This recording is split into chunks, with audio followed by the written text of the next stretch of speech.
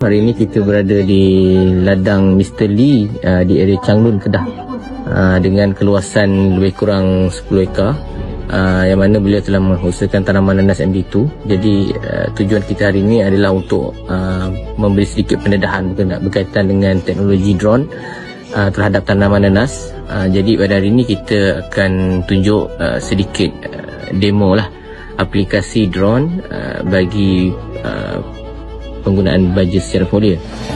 So seperti yang tuan-tuan lihat sekarang ni, kita ada drone T20P DJI dengan kapasiti 20 liter, dan kita ada beberapa calibration yang kita telah buat, dan ini adalah ukuran-ukuran yang kami gunakan setakat hari ini oleh pihak Lembaga Nanas. Benda ni masih baru, tapi kita akan sentiasa mengemaskini maklumat-maklumat yang ada, data-data yang ada. Jadi untuk hari ini kita akan gunakan drone T20P dengan dia punya ketinggian 2.5 meter. Speed kita pun kita akan pakai 2.5 speed, dan kita punya jarak root ataupun ruang kerja itu lebih kurang 3 meter. So keluasan hari ini lebih kurang 0.3 hektar. Dalam masa kerja yang akan dilaksanakan, anggaran masa lebih kurang 5 minit lah. So apa-apa tuan akan tengok lah. Okay, terima kasih.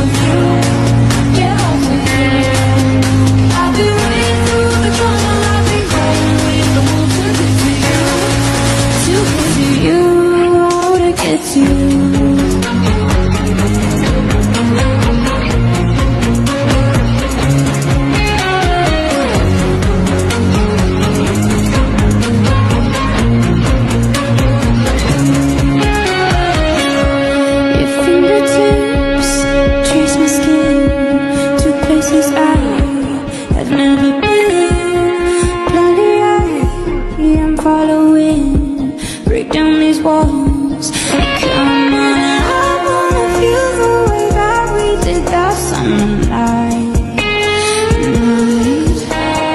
Drunk on a feeling alone with the stars in the sky. Run, Lembaga Nanas.